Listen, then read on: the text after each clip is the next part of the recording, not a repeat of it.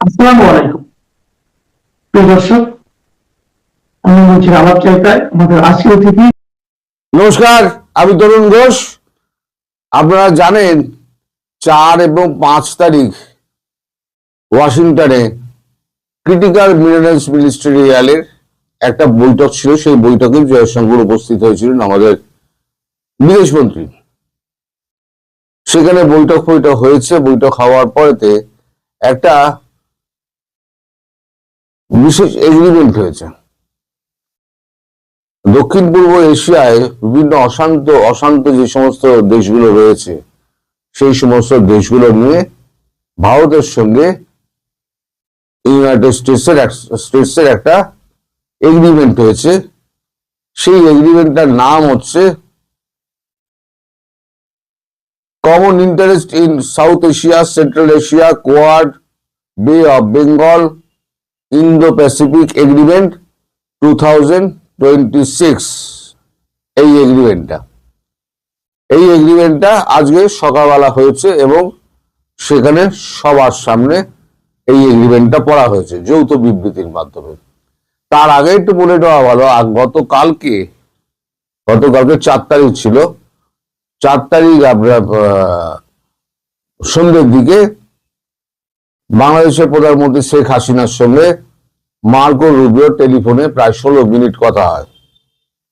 16 minute কথা বলার পর মার্কো রুবিও শেখ হাসিনাকে জানিয়েছেন যে বাংলাদেশে দৃঢ় গণতন্ত্র, আইনের শাসন, মানবাধিকার রক্ষা কাজ করার অঙ্গীকার ওয়াশিংটন, এবং পরবর্তী যে সরকার আসবে সেই সরকার অভিন্ন চুক্তিতে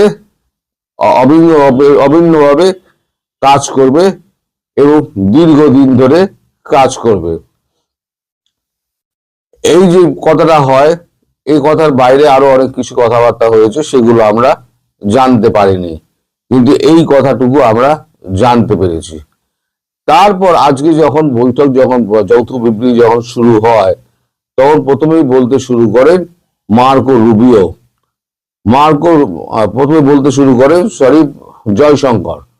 জয়শঙ্কর জি বলেন যে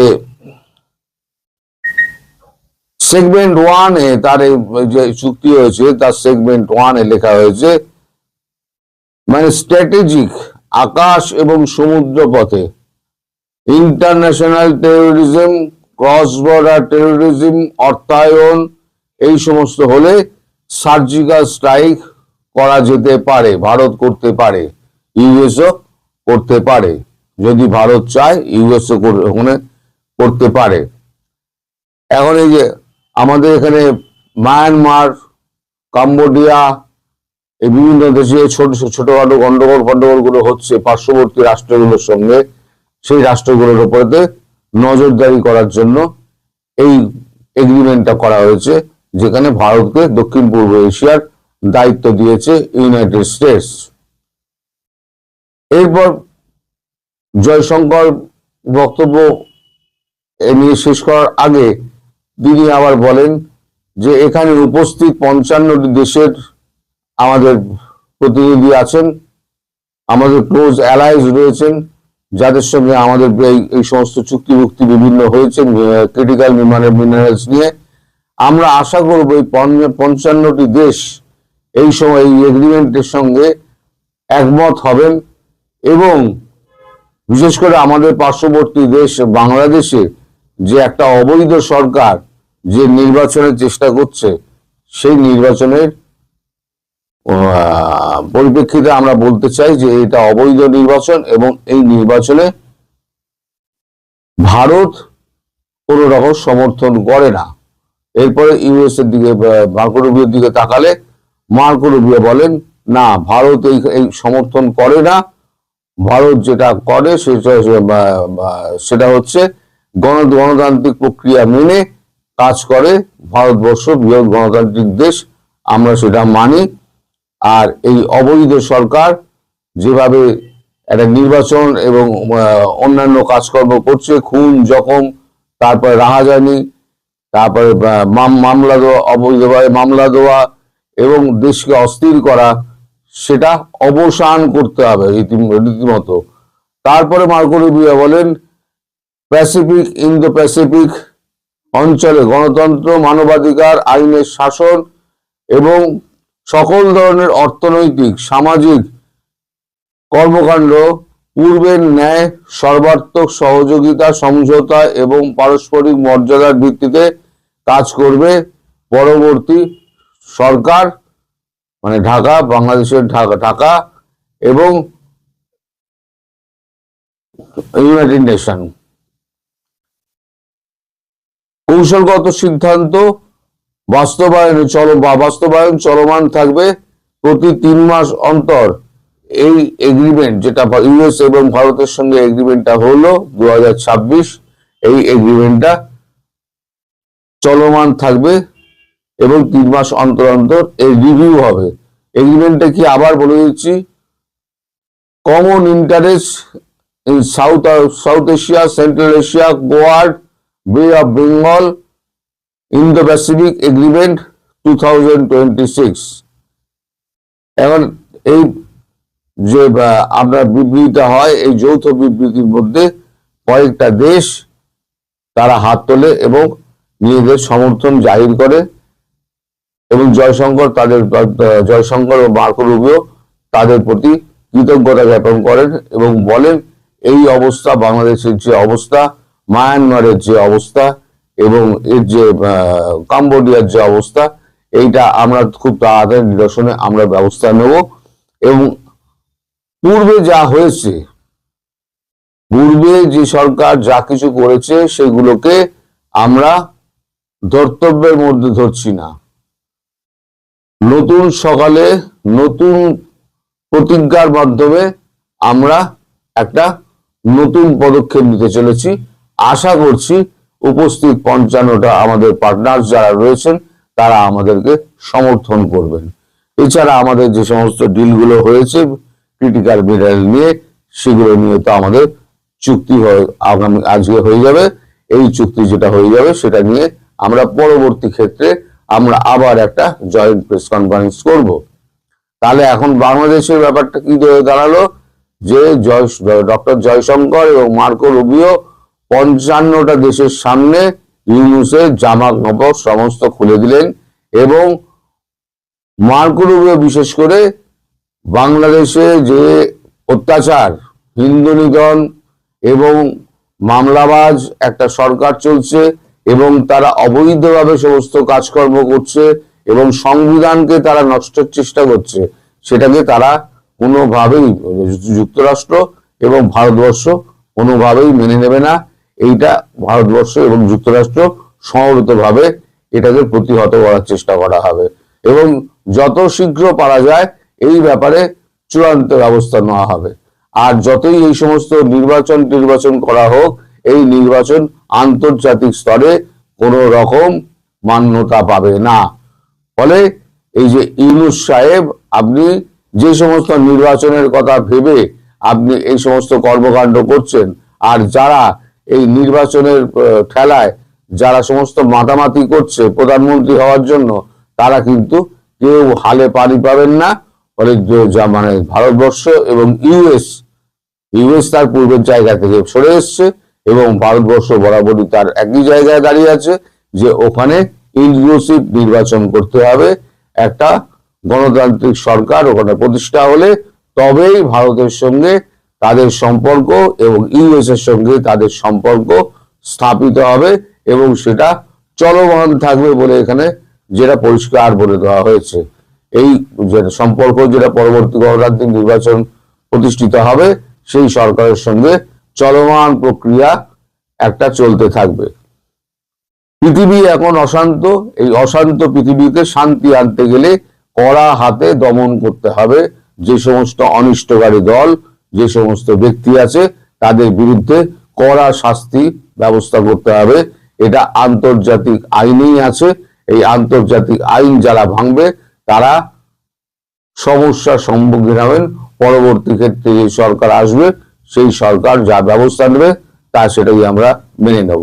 আপাতত এই হচ্ছে আজকে যা ডিসকাশন হয়েছে। তবে শেখ হাসিনার সঙ্গে মার্কো রুবিওর দীর্ঘ 16 মিনিটে কি কথা হয়েছে আমরা তো জানি না, কিন্তু যতটুকু শুনলাম ততটুকু আপনাদেরকে বললাম। যে কথাটা যেটা হয়েছে সেটা হচ্ছে বাংলাদেশের দৃঢ় গণতন্ত্র, আইনের শাসন, মানবাধিকার রক্ষা মানবাধিকার রক্ষা করে কাজ করার জন্য অঙ্গীকারবদ্ধ, এবং ওয়াশিংটন এবং ঢাকার মধ্যে এই প্রতিশ্রুতিবদ্ধ আমরা দুজনে রয়েছি। এই মর্মে একটি কথাবার্তা হয়েছে 16 মিনিটের। আর একটা খবর হচ্ছে, সেটা হচ্ছে মিয়ানমার এবং রাশিয়ার সঙ্গে 2030 পর্যন্ত একটা সামরিক চুক্তি হয়েছে। মিয়ানমার এবং রাশিয়ার মধ্যে একটা সামরিক চুক্তি হয়েছে। ফলে যারা এই খবরটা দিয়েছে, এই চুক্তিটা হচ্ছে গতকালকে তাস এবং RTV, তাস সংবাদ বা রাশিয়ান সংবাদ সংস্থা তাস এবং তাদের রাষ্ট্রীয় টেলিভিশন RTV এই খবরটা দিয়েছে। ফলে যারা এতদিন মনে করছেন আমেরিকাকে বাদ দিয়ে, ভারতকে বাদ দিয়ে তারা মায়ানমারের সঙ্গে কিছু কাজকর্ম করবেন, তাদের মুখে চুনকালি পড়ল। আর আপাতত দিকে দৃষ্টিতে মনে হচ্ছে একটা বড় কিছু ঘটতে যাচ্ছে, খুব শিগগিরই 12 তারিখের আশেপাশেই ঘটবে। সেটা এবার আপনারা অপেক্ষা করতে থাকুন, যেটা আমি বারবার বলে আসছিলাম আপনাদের। এবার সেই সময় এসে গেছে। ভারতের সঙ্গে ইউনাইটেড স্টেটসের একটা লিখিত চুক্তি, যেটা আমি বারবার বলছিলাম, লিখিত চুক্তি সম্পাদন করতে হবে। লিখিত চুক্তি হয়ে গেছে, তার শিরোনাম আমি বলে দিলাম। এই চুক্তিটা আগামী 2036 অব্দি চলবে, যেটা আমি আগেই বলেছিলাম 10 বছরের চুক্তি হবে। তো এই হলো আজকের খবর। সবাই ভালো থাকবেন, সুস্থ থাকবেন এবং সাবধানে থাকবেন। নমস্কার। নমস্কার, আমি তরুণ ঘোষ। আমেরিকার সঙ্গে যে আমাদের যে ট্রেড এগ্রিমেন্ট মানে যেটা আটকে আছে, সেটাতে ভারতবর্ষের একটাই মুশকিল হয়েছিল, সেটা হচ্ছে গার্মেন্টস। যে গার্মেন্টস আমাদের মানে আমেরিকায় রপ্তানি হতো, সেই গার্মেন্টসটা আমাদের বন্ধ হয়ে থাকায় এই গার্মেন্টস শিল্প নিয়ে ভারতবর্ষ কিন্তু খুব মানে চিন্তিত ছিল, যার জন্য তারা বিকল্প বাজার খুঁজছিল। এখন সেক্ষেত্রে রাশিয়া বলে দিয়েছিল যে আমাদের এখানে তোমাদের যা গার্মেন্টস আছে সমস্ত কিছু পাঠিয়ে দিও। কিন্তু একটা দেশের উপরে তো আর নির্ভর করা যায় না, বিভিন্ন দেশ দরকার হয়। তার মধ্যে আমেরিকা একটা বড় খরিদ্দার ছিল। আমেরিকার মতো খরিদ্দার যদি এখানে আটকে যায়, সেখানে তার দ্বিতীয় একটা বাজার খুঁজতে হবে।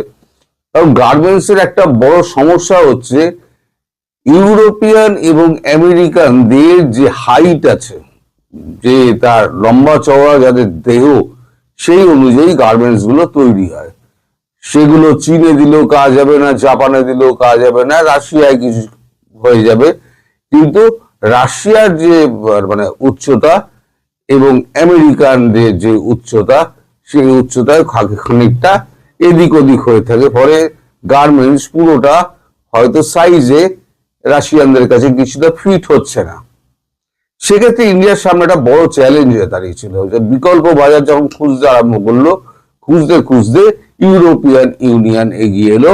ইউরোপিয়ান এগিয়ে এসে এখন গত কয়েকদিন আগে যে ফ্রি ট্রেড এগ্রিমেন্ট এখন ভারতবর্ষের সঙ্গে শুরু হলো, সেই ফ্রি ট্রেড এগ্রিমেন্টে গার্মেন্টস এর ওই সমস্যাটা সম্পূর্ণভাবে মিটে গেছে। এখন 0% ট্যারিফে ভারতবর্ষ 2026 মার্চের মধ্যে যে এগ্রিমেন্ট হয়ে যাচ্ছে, তাতে মার্চের 26 মধ্যে ভারতবর্ষ সেই গার্মেন্টস পুরো এখন মানে এটি ইউরোপিয়ান ইউনিয়নের যতগুলো দেশ আছে সব দেশে পাঠাতে পারবে। 0% ট্যারিফ, কোনো ট্যারিফের ব্যাপার নেই। এখন এই যে আমাদের সমস্যার সমাধান তো হলো, কিন্তু সমস্যা একটা বাড়লো একটা দেশে, সেটা হচ্ছে আমাদের পার্শ্ববর্তী রাষ্ট্র বাংলাদেশে। বাংলাদেশের সমস্যা কি? বাংলাদেশের সমস্যা হচ্ছে বাংলাদেশ পুরোপুরি পরনির্ভরশীল। যেমন তুলা আমরা দিতাম, সে তুলা রপ্তানি প্রায় বন্ধ হয়ে যাবে এরপর, কারণ আমাদের নিজেদেরই এবার তুলো লাগবে। দ্বিতীয় হচ্ছে সেখানে কলকারখানাগুলো বন্ধ হচ্ছে, এই ঝামেলা টামেলার জন্য একে একে সব জ্বালিয়ে পুড়িয়ে দিয়েছে। তৃতীয়ত হচ্ছে আমাদের এখান থেকে বিদ্যুৎ কমানো শুরু হয়ে গেছে, তার ফল আপনারা দেখতে পাচ্ছেন, এখন লোডশেডিং শুরু হয়ে গেছে এই সময় থেকেই, আর ভবিষ্যতে আরো হবে। আর বিদ্যুৎ বন্ধ করবে বলেই সমস্ত যত সরকারি কর্মচারী ছিল তাদেরকে ধীরে ধীরে সরকার ফিরিয়ে এনেছে। আদানিও বিদ্যুৎ কমিয়ে দিয়েছে এবং একটা হুমকি দিয়েছে যে বিদ্যুতের বিল যদি পুরো না মেটানো হয় তাহলে পরে আমরা বিদ্যুৎ পুরোপুরি কেটে দেবো। এখন বাংলাদেশের হাতে সেই অর্থ নেই যে পুরোপুরি $800 মিলিয়ন একেবারে আদানির ফিরিয়ে দেবে। দ্বিতীয় হচ্ছে যে সুতো, ভারতীয় সুতো যদি না যায় তাহলে পরে মুশকিল আছে, মানে গার্মেন্টস শিল্প চালানোই মুশকিল আছে। এবং চতুর্থ হচ্ছে ট্যারিফ। ইউরোপিয়ান ইউনিয়নে কতটা ট্যারিফ আছে না আছে আমি জানি না। এখন ভারতীয় শিল্পের যদি হয়, ওখানে এন্ট্রি হয়ে যায়, আর বাংলাদেশের সঙ্গে এখন ভারতের যা সম্পর্ক চলছে, তাহলে পরে ইউরোপিয়ান ইউনিয়ন এখন কিন্তু বাংলাদেশকে জায়গা দেবে না, কারণ ভারতের সঙ্গে তাদের সম্পর্ক ভালো করার চেষ্টা করবে। সেক্ষেত্রে বাংলাদেশের সঙ্গে চুক্তি করলেই ইউরোপের সঙ্গে ভারতের একটা সমস্যা দেখা দিতে পারে। ইউরোপ সেদিকে পা বাড়াবে না, যেহেতু আমেরিকা রয়েছে। কারণ এই যত কিছু হচ্ছে, ধরুন মানে ধন্যবাদটা কিন্তু ডোনাল্ড ট্রাম্পকে দিতে হবে। ডোনাল্ড ট্রাম্প যদি এটা না করতেন তাহলে পরে ইউরোপিয়ান ইউনিয়নও নিজেদের চিনতে পারতো না কি প্রকৃত বন্ধু কে শত্রু, আর আমরাও বিকল্প বাজারটা খুঁজে পেতাম না। এটা পুরোটাই ধন্যবাদ দেবেন একেবারে, মানে আমাদের দেশবাসীকে বলছি, পুরোটাই ধন্যবাদ দেবেন আমাদের ট্রাম্প বাবুকে, মালিককে। মালিক যদি এটা না করতো তাহলে পরে চোখ খুলতো না। এখন এই যে গার্মেন্টস যে শিল্পগুলো বাংলাদেশে রয়েছে, সেই শিল্পগুলো ওরা তো একটা হুমকি আমি শুনেছি, ওরা হুমকি দিয়েছে যে 1 ফেব্রুয়ারি থেকে তারা সমস্ত শিল্পগুলো বন্ধ করে দেবে, কারণ তারা আর চালাতে পারছে না। একদিন তো শিল্পের 12টা বেজে গেছে, গার্মেন্টস শিল্পের 12টা বেজে গেছে, যে $40 বিলিয়ন মতো তাদের এক্সপোর্ট হতো। আমি বলছি না একেবারে মরে যাবে, সে কথা আমি বলছি না, তারা নিশ্চয়ই কিছুটা বেঁচে থাকবে। কিন্তু যদি বিদ্যুৎ না যায়, যদি তুলো না যায়, যদি সুতো হিসেবে কিছু না যায়, তাহলে পরে, আর যদি ফ্যাক্টরি না থাকে, তাহলে পরে এই শিল্পটা চলবে কি করে? সেক্ষেত্রে কিন্তু বাংলাদেশের মানে গার্মেন্ট শিল্পের যেটা একমাত্র মানে রুজি রোজগারের জায়গা ছিল, বড় রুজি রোজগারের জায়গা ছিল, সেটা কিন্তু মানে ধ্বংস হতে পারে। এবার যদি ভারতবর্ষের একটা ওই যে আপনার পণ্য সরবরাহ নিয়ে একটা ঝামেলা ভেতরে চলছে, এইটা একটা যদি ফয়সালা হয়ে যায়, তাহলে পণ্য সরবরাহটা যদি বন্ধ হয়ে যায়, বিদ্যুৎ যদি বন্ধ হয়ে যায়, গার্মেন্ট শিল্প যদি বন্ধ হয়ে যায়, তাহলে বাংলাদেশ একেবারে চারদিক দিয়ে কিন্তু মারা পড়ে যাবে। তার মধ্যে রয়েছে মানে আভ্যন্তরীণ যে যত ঝামেলা রয়েছে, যেমন হচ্ছে আপনার কি বলে নির্বাচন নিয়ে ঝামেলা। কালকে একটা জায়গায় কোথায় জামাত এবং বিএনপির মধ্যে ব্যাপক সংঘর্ষ হয়েছে এবং 200 জনের ওপরে নাকি আহত হয়েছে। আমি বলেছি নির্বাচন যত এগিয়ে আসবে তত কিন্তু ঝামেলা বাড়বে এবং হতাহতের সম্ভাবনা বাড়বে এবং একটা রক্তক্ষয়ী অবস্থা তৈরি হবে। সেটা কিন্তু বহু আগে থেকে বলে যাচ্ছি, তার আলামত এখন থেকেই আপনারা পাচ্ছেন। ফলে বাংলাদেশের চারদিকে যে একেবারে অন্ধকার, সেটা কিন্তু বাংলাদেশ সরকার, ইউনূস সরকার কিন্তু খুব ভালো মতো বুঝতে পারছে। কিন্তু এই শত্রুতা যেটা হলো, সেটা কিন্তু তার জন্য বাংলাদেশ কিন্তু ভারতবর্ষকে কোনো রকম দোষ দিতে পারবে না। এটা পুরো পায়ে পা লাগিয়ে আগ বাড়িয়ে এই ঝগড়াটা করেছে। যেমন আমেরিকা ইউরোপিয়ান ইউনিয়নকে দোষ দিতে পারবে না ভারতবর্ষের সঙ্গে এফটিএ ফ্রি ট্রেড এগ্রিমেন্ট করার জন্য, যেমন ইউরোপিয়ান ইউনিয়নকে দোষ দিতে পারবে না, তেমনি বাংলাদেশও ভারতবর্ষকে দোষ দিতে পারবে না। এখন সেক্ষেত্রে বাংলাদেশের ভাগ্যে কিন্তু অন্ধকার আরো ঘনীভূত হচ্ছে। এবার যদি এর মধ্যে যদি খাদ্যপণ্য আর বিদ্যুৎটা যদি বন্ধ হয়ে যায়, আর ব্যবসা যদি বন্ধ হয়ে যায়, তাহলে পরে রইলটা কি? এবার আপনারা বলুন বাংলাদেশের রইলটা কি? এবার আপনারা হয়তো স্বীকার কি অস্বীকার করবেন আমি জানি না, কিন্তু এই যে এফটিএ হয়েছে এবং 0% ট্যারিফে এফটিএটা হয়েছে, গার্মেন্ট শিল্পের ওপরেতে ভারতবর্ষের সঙ্গে, সেখানে বাংলাদেশের কপালে যে একটা কষ্টের একটা মানে এই দেখা যাচ্ছে, মানে মানে কি বলবো, একটা কষ্টের আভাস দেখা যাচ্ছে, সেটা কিন্তু বাংলাদেশের মানুষ কিন্তু খুব ভালো মতো বুঝতে পারছেন। এবং গার্মেন্টস এর যে সমস্ত মানে পরিচালক যারা রয়েছেন, তারা আগে থেকেই বুঝে গেছেন, বুঝে গিয়েই তারা বলেছে যে 1 ফেব্রুয়ারি থেকে আমরা সমস্ত শিল্প আর চালাতে পারবো না, আমরা বন্ধ করে দেবো। এবার তাহলে সরকার কি করবে? এবার সরকার ঠিক করুক। এবং যদি শিল্পগুলো বন্ধ হয়ে যায়, তাহলে আমাদের যে সমস্ত বেসরকারি যে সমস্ত কর্মী ওখানে সিইও ফিইও পর্যায়ে রয়েছে, যারা কোম্পানি চালায়, তারা ওখান থেকে ফিরে চলে আসবে। এখানে যে সমস্ত কোম্পানিগুলো কাজ করছে তাদের এখানে জয়েন করবে, তারা নিশ্চয়ই ভেতরে ভেতরে যোগাযোগ করছে। যখনই যোগাযোগ তাদের কমপ্লিট হয়ে যাবে, তারা ওখান থেকে ফিরে চলে আসবে। কারণ তার যদি বিদেশে কোম্পানি বন্ধ হয়ে যায়, তারা থেকেই করবে। একই তো ল অ্যান্ড অর্ডারের অবস্থা, ভবিষ্যতে কি হবে তাও বলা যায় না। আরো সংঘর্ষ আরো বাড়বে, যতদিন আসবে তত নির্বাচনে তত সংঘর্ষের উত্তাপ বাড়বে। এখন সেক্ষেত্রে বাংলাদেশ আরো অশান্ত হবে। মোটামুটি এই যে এফটিএ এফটিএ নিয়ে ইউরোপিয়ান ইউনিয়ন এবং ইন্ডিয়ার মধ্যে যে চুক্তিটা হলো, এফটিএটা হলো, সেটা কিন্তু বাংলাদেশকে বড় রকমের ধাক্কা দিল, এটুকু বলা যায়। সবাই ভালো থাকবেন, সুস্থ থাকবেন এবং সাবধানে থাকবেন। নমস্কার।